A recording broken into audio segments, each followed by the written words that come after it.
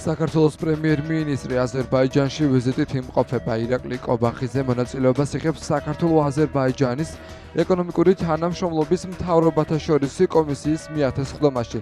ცოტა ხნის წინ პრემიერი აზერბაიჯანელ კოლეგას შეხვდა. პირისპირ დისკუსიის დროს ალი ასადოვმა ირაკლი კობახიძეს 26 ოქტომბრის საპარლამენტო არჩევნებში მმართველი გუნდის გამარჯვება და პრემიერ-მინისტრის თანამდებობაზე ხელახალი არჩევა მიულოცა და აღნიშნა, რომ არჩევნების შედეგებმა ქართველი ხალხის ნება კიდევ ერთხელ აჩვენა. მხარეებმა სტრატეგიული პარტნიორობით გათვალისწინებულ ძირითად მიმართულებებსა და ორი ქვეყნის ეკონომიკური თანამშრომლობის მთავრობათა შორისი კომისიის ხდომის ფარგლებში განსახილველ საკითხებზე ისაუბრეს. შეხვედრა გაიმართა ასევე პრეზიდენტ ილჰამ ალიევთან. მანამდე დახვედრის ოფიციალური ცერემონიალი გაიმართა ბაქოში. საერთაშორისო აეროპორტში საქართველოს დელეგაციას აზერბაიჯანის ვიცე-პრემიერი დახვდა. ბაქოში იმყოფებიან ეკონომიკისა და მდგრადი განვითარების მინისტრი ლევან დავითაშვილი, საგარეო საქმეთა მინისტრი ბაკა ბოჭორიშვილი, გარემოს დაცვისა და სოფლის მეურნეობის მინისტრი დავით სონღულაშვილი, კულტურის მინისტრი თინათინ რუხაძე და მთავრობის ადმინისტრაციის უფროსი ლევან ჟორჟოლიანი. ეს კონკრეტული ვიზიტი განსაკუთრებული მნიშვნელობის არის იმდენად, რამდენადაც საპარლამენტო არჩევნების შემდეგ, რომელიც საქართველოში გაიმართა, ეს თქვენი პირველი უცხოური ვიზიტია და ვიყენებ ამ შესაძლებლობას და მოგილოცავთ ქართულ ოცნებას, პარტიას, რომელსაც თქვენ წარმოადგენთ გამარჯვებას. გილოცავთ და გისურვებთ თქვენ და თქვენს მთელ გუნდს განახლებულ წარმატებას. ბუნებრივია, საპარლამენტო არჩევნების შემდეგ თქვენი პირველი უცხოური ვიზიტი აზერბაიჯანში დაგეგმეთ და ეს არის იმის სიმბოლო, რომ უმაღლესი დონის ურთიერთობები გაგვაჩნია აზერბაიჯანსა და საქართველოს. და აი ამ გადაწყვეტილებისთვის მინდა განსაკუთრებული მადლობა გადაგიხადოთ.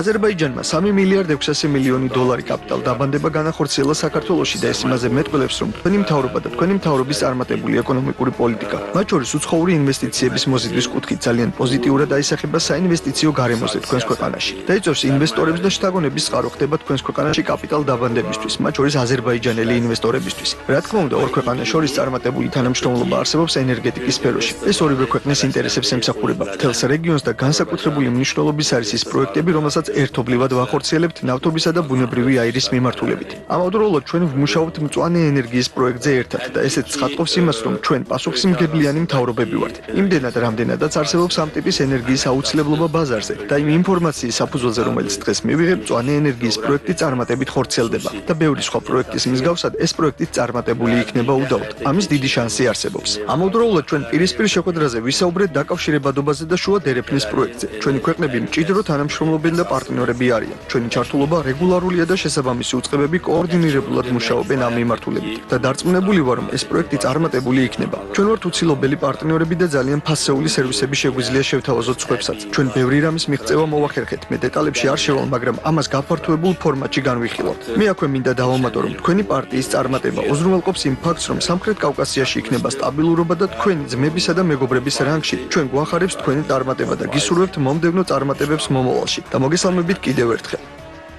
ეს კომისია არის რა თქმა უნდა შესანიშნავი ფორმატი, სადაც ჩვენ შეგვიძლია ვიმსჯელოთ ორმხრივი თანამშრომლობის შემდგომ განვითარებასთან დაკავშირებით. ჩვენს პარტნიორობას, ჩვენს თანამშრომლობას აქვს ძალიან მყარი საფუძველი და ეს არის ტრადიციული ისტორიული მეგობრობა ჩვენს ხალხებს შორის და სწორედ ამ მეგობრობას, ისტორიულ მეგობრობას ეფუძნება სტრატეგიული პარტნიორობა საქართველოს და აზერბაიჯანს შორის, ჩვენ ორ სახელმწიფოს შორის და დარწმუნებული ვარ, რომ საომავლოდ და ჩვენი პარტნიორობა სწორედ ამ სულისკვეთებით და ამ საფუძვლით გაგრძელდება. ძალიან მნიშვნელოვანია, რომ ჩვენ პატივისცემთ ერთმანეთის სტრატეგიულ ეროვნულ ინტერესებს, ერთმანეთის სუვერენიტეტს, ერთმანეთის ტერიტორიულ მთლიანობას და ძალიან მყარი და ურყევი მხარდაჭერისთვის ამ თვალსაზრისით აზერბაიჯანულ მხარეს და პირადად პრეზიდენტ ალიევს განსაკუთრებული მადლობა მინდა გადავხატ. ჩვენ გვქონდა ძალიან საინტერესო ორმხრივი შეხვედრა, სადაც ვისაუბრეთ როგორც ორმხრივ თანამშრომლობაზე ორ ქვეყანას შორის, ასევე განვიხილეთ რეგიონში მიმდინარე პოლიტიკური პროცესები, გლობალურად მიმდინარე პოლიტიკური პროცესები. რა თქმა უნდა, ეს პროცესები გავლენას ახდენს ჩვენი ქვეყნების პოლიტიკურ პოზიციებზე და ამ კუთხითაც არის მნიშვნელოვანი ყველა გამოწვევასთან ერთობლივად გამკლავება და სწორედ ამაზე გვქონდა საუბარი ჩვენს ორმხრივ შეხვედრაზე. სამხრეთ კავკასიაში მშვიდობა, სტაბილურობა, უსაფრთხოება არის რა თქმა უნდა განსაკუთრებულად მნიშვნელოვანი და კიდევ ერთხელ შეგვიძლია დავაფიქსიროთ ჩვენი საუბარი რომ მაქსიმალური წვლილი შევიტანოთ რეგიონში მშვიდობისა და უსაფრთხოების უზრუნველყოფაში, რამდენადაც ეს ჩვენთვის იქნება შესაძლებელი. რა თქმა უნდა, ძალიან მნიშვნელოვანია ჩვენი თანამშრომლობის ეკონომიკური განზომილება. ბატონმა პრეზიდენტმა აღნიშნა იმ სტრატეგიული პროექტების თაობაზე, რომელიც ხორციელდება ჩვენი ორი ქვეყნის თანამონაწილეობით.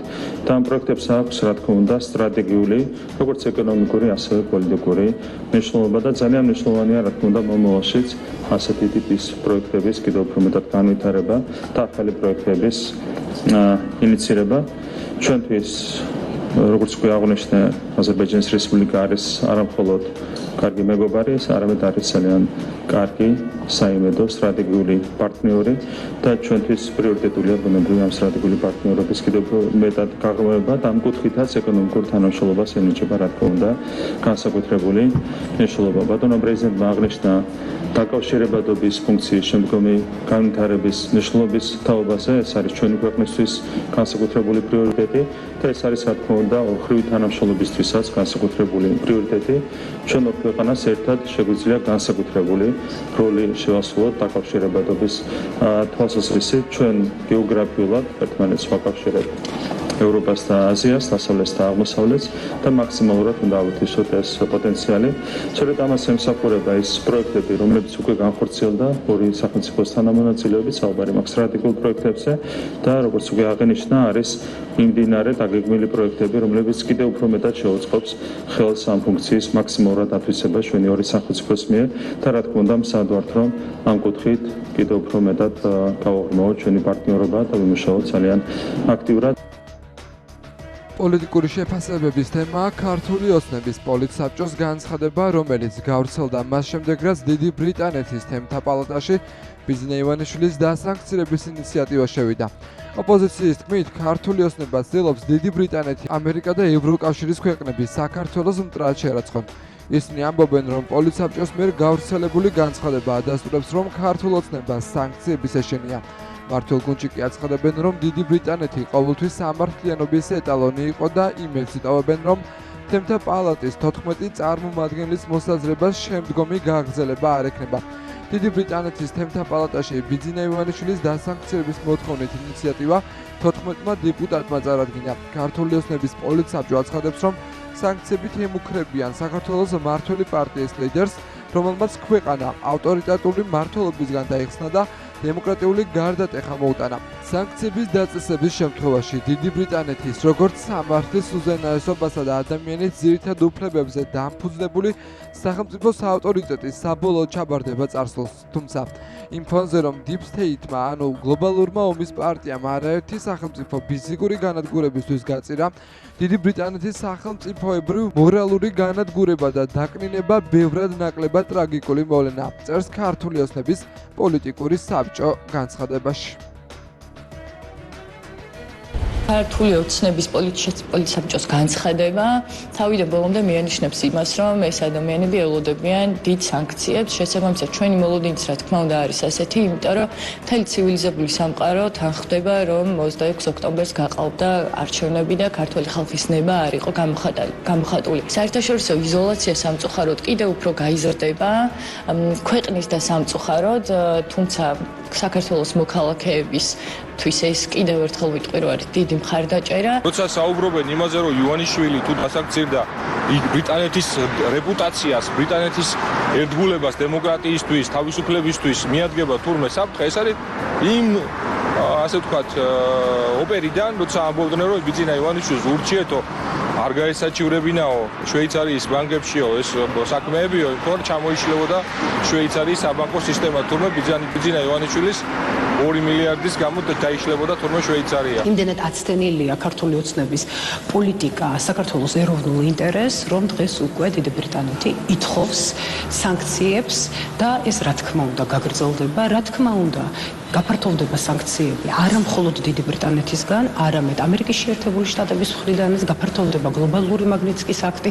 ჩვენ ვნახეთ, რომ ევროპარლამენტარები მოითხოვენ უკვე სანქციების დაწესებას. ჩვენ კარგად ვიცით, არაერთი განცხადება თუ მოქმედება, მათ შორის ბიძინა ივანიშვილის, რომელმაც პირდაპირ არა მარტო სიტყვით, თავისი ქმედებით დაადგინა და დაადასტურა, რომ პირადი სუბიექტური ინტერესებით და რესურსის გამო ის არცერთ შემთხვევაში არ წავა საქართველოს წინააღმდეგ. ამიტომ აი ეს თუნდაც რაღაცა მცდელობა იგივე დიდ ბრიტანეთში სანქციებთან დაკავშირებით ერთის მხრივ მეტყველებს იმაზე, რომ სამწუხაროდ ამ ქვეყანაშიც კი ევროპული ღირებულებები როგორ არის გადაწეული მეორე გვერდზე და მეორეს მხრივ მეტყველებს იმაზე, რომ რადგან ეს იარაღი უკვე აღარ გამოდგა და გაცვეთილია და იგივეს იყენებენ, ნიშნავს იმას, რომ სხვა იარაღი უბრალოდ არ არსებობს საქართველოს წინააღმდეგ. დიდი ბრიტანეთი იყო ყოველთვის ეტალონი სამართლიანობის და რასაკვირველია გადაწყვეტილების მიღება ისე რომ მეორე მხარეს არ მოусმინოდა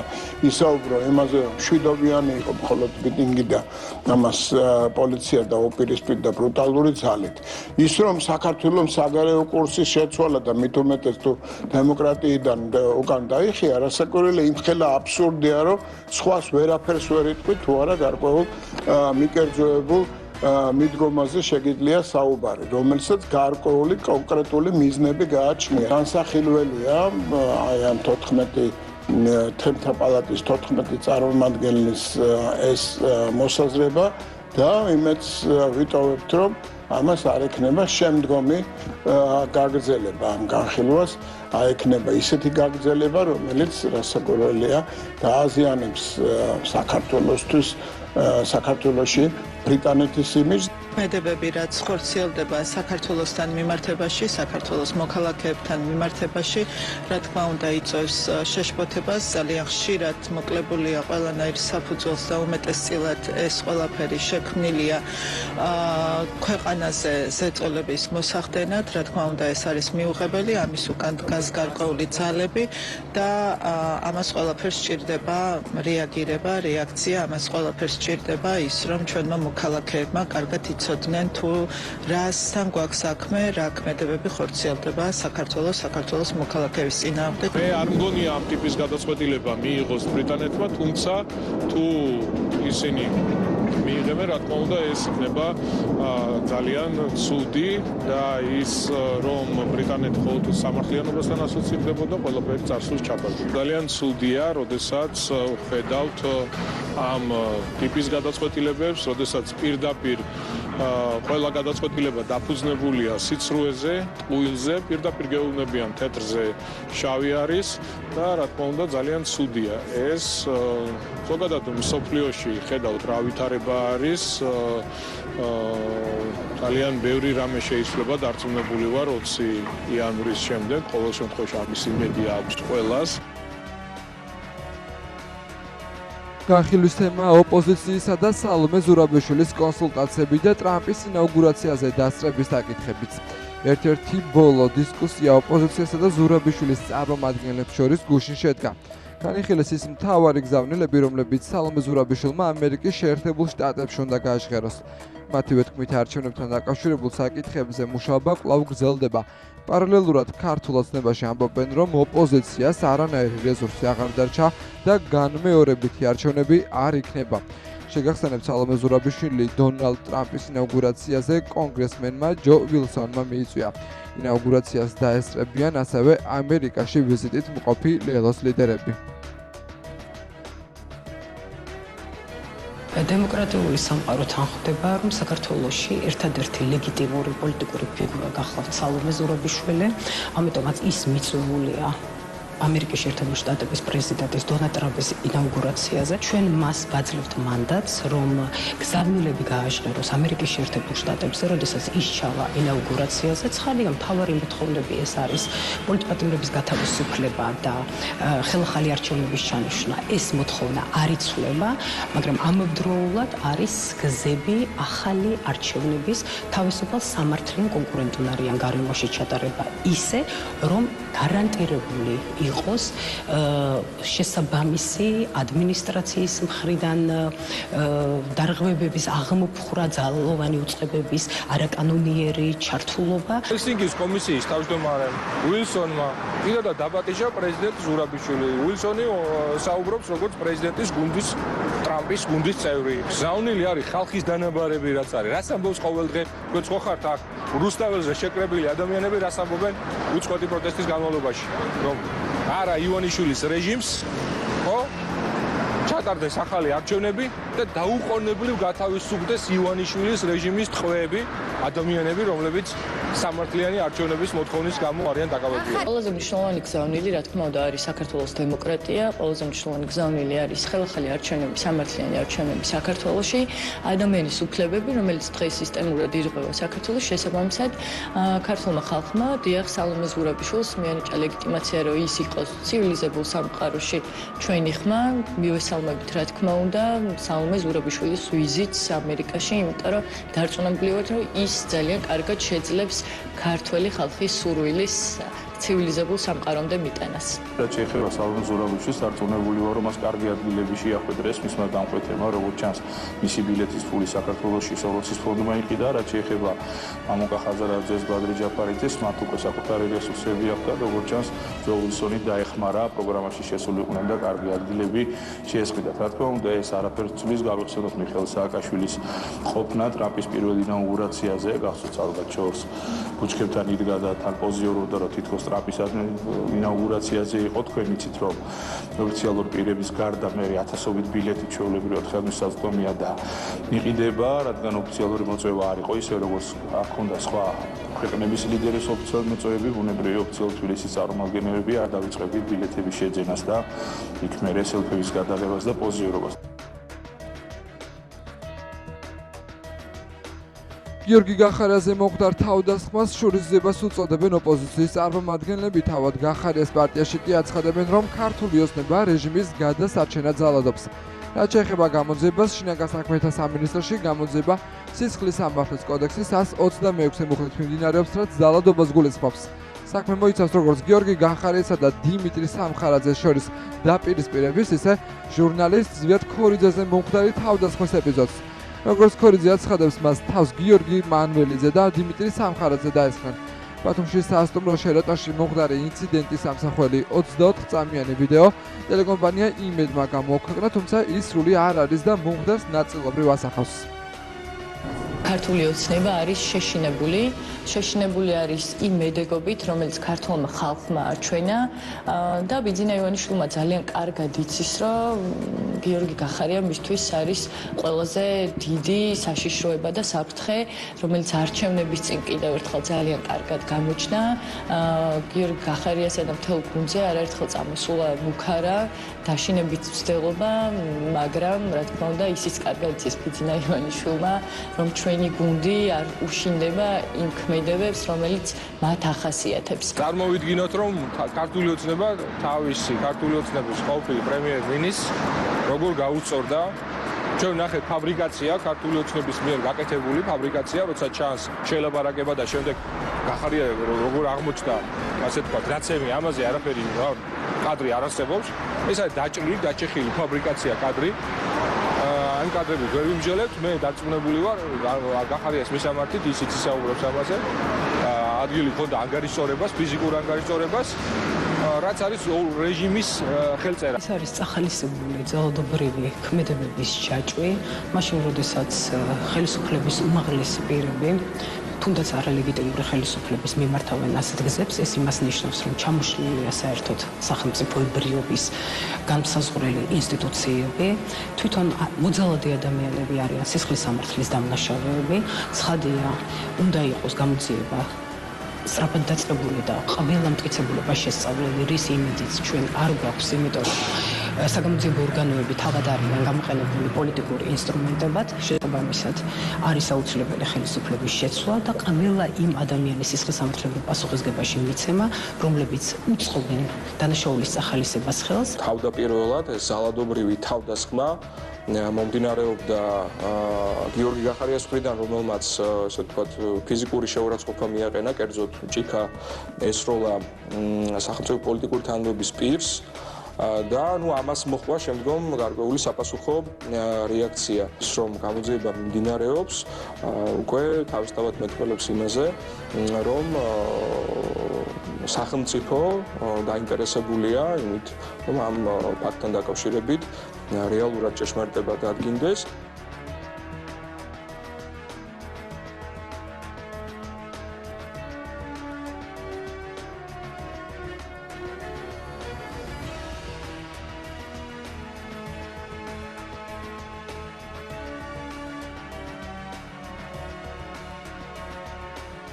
როდესაც ვიზიტით ვიყავით, იყო ცნობები, რომ აზერბაიჯანი ეხმარება რუსეთს სანქციების გვერდისავლაში, განსაკუთრებით კი ენერგიის გადინებაზე რუსეთიდან აზერბაიჯანის გავლით. თუმცა ასევე არის ცნობები, რომ იგივე ხდება სომხეთშიც, რომ იგი ეხმარება რუსეთს სანქციების თავის არიდებაში. მე მთელ სამხრეთ კავკასიის რეგიონში ვმუშაობდა როგორც წესი დასავლელ მაღალჩინოსნებთან და დიპლომატებთან ამ საკითხის განხილვისას არა სომხეთზე, არამედ საქართველოსია საუბარი. კონკრეტულად უტიფრად, უნამუსოდ, ხეპრულად გამოდის ვინმე ოლესია ვარტანიანი და აკეთებს მოხსენებას იმასთან დაკავშირებით, რომ ეს არ ეხება სომხეთს და საქართველოა დავდაშავე ესეთ გადაცემაში, რასაც ქვია რუსეთისათვის ხელშეწყობა სანქციების გვერდისავლის საქმეში.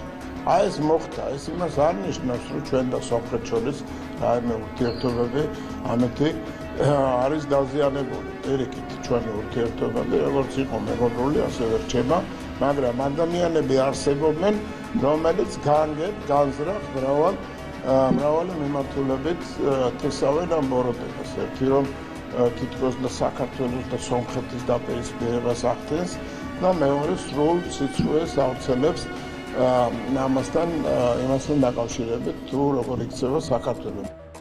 ესეც არის ტყუილი და დეზინფორმაცია, ემსახურება ჩვენი ქვეყნის ინტერესების არ დაცვა, ჩვენი ქვეყნის იმიჯის შელახვა, სადაც ყველას კარგად გვახსოვს მართლა იმ სახელმწიფოების წარმომადგენლების ვიზიტი, ვინც რეალურად დაუწესეს ევროკავშირის, ბრიტანეთის, ამერიკის ბატონი ობრაიანის ვიზიტი საქართველოში, სადაც მათ შეხვედრა მადლიერებით დაიწყეს სწორედ იმიტომ, რომ საქართველო აბსოლუტურად იცავს სრულად ყველა საერთაშორისო სანქციას, სრულად ვართ მიერთებული საერთაშორისო სანქციებს და სრულად ვიცავთ და ჩვენი პარტნიორებისგან არც ერთი საყიდური ამ თვალსაზრისით არ მოგვისმენია. ვარქანიანს, ხოშტარიას, ყველა საერთო ერთი ბიზანი როგორმე დააზიანონ ჩვენი ქვეყანა და დააზიანონ ჩვენი ქვეყნის ინტერესები. ჩვენ რა თქმა უნდა ძალიან კარგად გვახსოვს, რომ ეგრეთ წოდებულ შავფრელებთან დაკავშირებით თავად კოლექტიურ ნაცმოძრაობას ჰქონდა განცხადებები და საკუთარ ქვეყანას აბრალებდნენ საერთაშორისო სანქციებისგან თავის არიდება შავფრელებს და ასე შემდგომ და მერე ჩამოვიდნენ ამერიკელი და ბრიტანელი ექსპერტები და თქვეს, რომ საქართველოს საფინანსო სისტემა მუშაობს კარგად და არავით არის საერთაშორისო სანქციების დარღვევა არ არსებობს ქვეყანაში.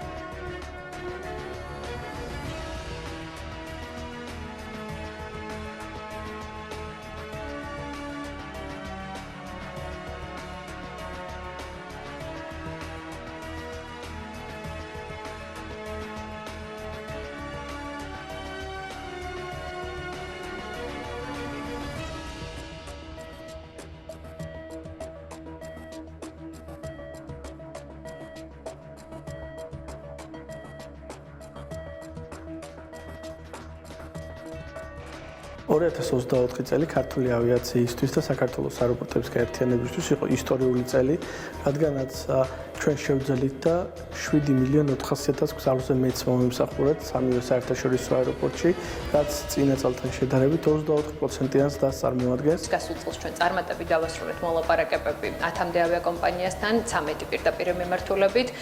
გასულ წელს ჩვენ ქვეყანაში შემოვიდა ავსტრიის ავიახაზები, ავიაკომპანია ტრანსავია, ისევე როგორც Air China და სხვა, მაგრამ ძალიან მნიშვნელოვანია, რომ მიმდინარე წელს ჩვენ წელს ვიწყებთ ძალიან მნიშვნელოვანი ახალი სიახლეებით, ავიაკომპანია British Airways, EasyJet, ისევე როგორც ავიაკომპანია Edelweiss დაიწყებენ პირდაპირ ფრენებს ლონდონიდან, მილანიდან, ჟენევიდან და ციურიხიდან, რაც რა თქმა უნდა გვაძლევს ოპტიმიზმის საფუძველს, რომ მიმდინარე წელი იქნება განსაკუთრებით წარმატებული ჩვენი ქვეყნის ავიაციისა და ტურიზმის სექტორისთვის.